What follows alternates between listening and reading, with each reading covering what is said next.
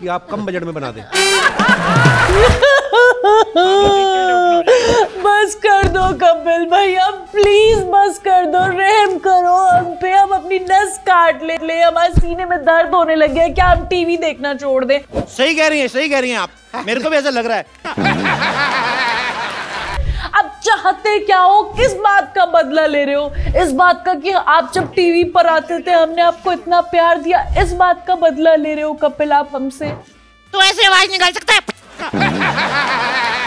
मतलब क्यों कर रहे हो आप हमें इतना टॉर्चर? मतलब मुझे समझ नहीं आ रहा है कि हमने आपका क्या बिगाड़ा है।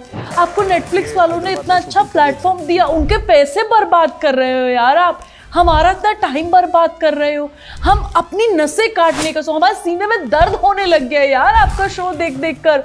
हमारे दिमाग की नसें फटने को तैयार बैठ रही हैं कि कहाँ गया हमारे पुराने वाला कपिल जिसे देखकर हम खुश होते थे। हम मिस कर रहे हैं अपने पुराने वाले कपिल को। बलवंत राय के तो कुत्ते होते हैं। कहाँ है हमारा पुराना? लौटा दो हमें हमारा पुराने वाला कपिल। क्यों कर रहे हैं आप? मतलब क्या हो क्या गया है आपको, बताइए प्लीज। वासुदेव जानना चाहते हैं हम ये सब। उसकी बात तो सुन लो पहले।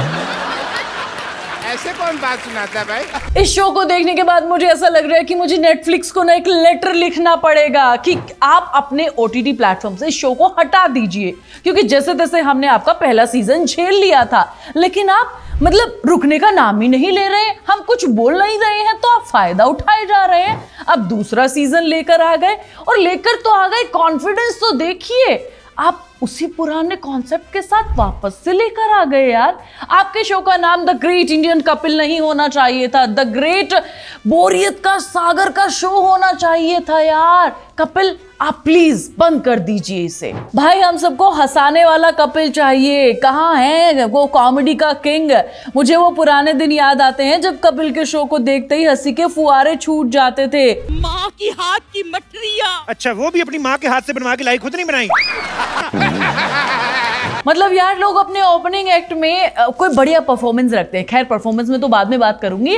कपिल कहते हैं कि भाई हमने 200 शहरों में रिप्रेजेंट किया एंड ऑल दैट, ऐसा एक भाषण देते हैं। फिर उससे मुझे लगता है कि भैया इस बार नेटफ्लिक्स वालों को अकल आ गई है, शायद इंडिया में इस बार के शो को दिखाया जाएगा।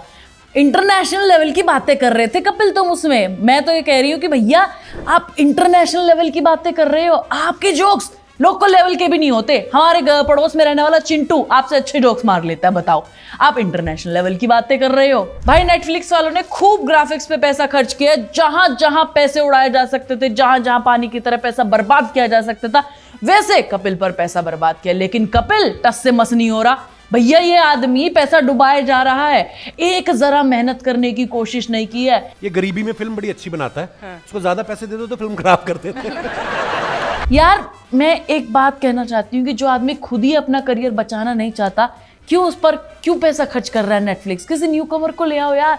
आजकल यूट्यूब पर बहुत सारे ऐसे कॉमेडियन हैं जो अच्छा खासा कंटेंट प्रोड्यूस कर रहे हैं और कपिल से बहुत अच्छा कर रहे हैं। अब बात करते हैं कपिल के पहले एक्ट की, बेसिकली जो दूसरा सीजन रिलीज किया इसके पहले शो की। देखो यार, जब कपिल का पहला शो आता था बहुत मजे आते थे। सुनील ग्रोवर, कृष्णा अभिषेक कॉमेडियन आते थे, थोड़ा सा एक्ट करते थे, मजेदार बनता था, कुछ बढ़िया एक्ट होता था। इस बार इन्होंने शो पर सबसे पहले आलिया भट्ट को बुलाया क्योंकि जिगरा का प्रमोशन करना था और ये सारी चीजें एग्जीक्यूट करनी थी। अब सोचो ऑब्वियस सी चीज है, अब आलिया भट्ट आई है तो मतलब कुछ नया करना चाहिए था, लेकिन नहीं। हमारे होता है पिताजी पुलिस में, दादा कपड़े का काम।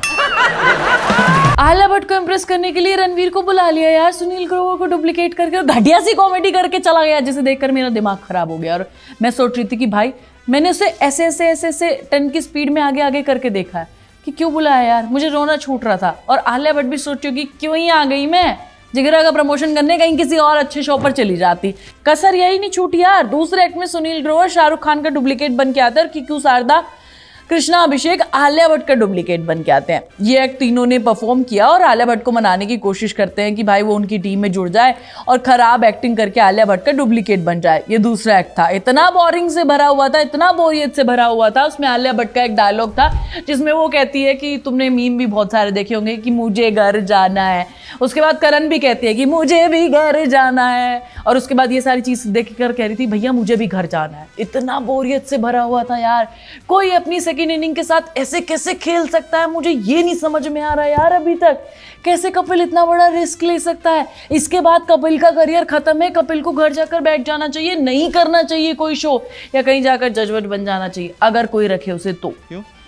क्योंकि शो मिडिल ईस्ट में है। देखो यार, लास्ट में मुझे इतना ही कहना है कि बस करो कपिल भैया, आपसे ना हो पाएगा। आप घर में बैठो, बहुत पैसा छाप लिया आपने, आपके पास जितनी कॉमेडी जीवन भर में थी आपने वो सब कर दिया। अब आपके पास करने को कुछ बचा ही नहीं है। थोड़ी बहुत आप एक्टिंग कर लेते हैं कैमियो वैमियो में, वो कर लीजिए आप, आपके बस का नहीं है। अब आप मार्केट में बहुत कॉमेडियन आ चुके हैं, हम उन्हें देख के खुश हैं, आपको हम देखना ही नहीं चाहते हैं। Thank you so much, bye bye tata. आप लोग मेरे चैनल को सब्सक्राइब करो और वीडियो को लाइक और शेयर करो।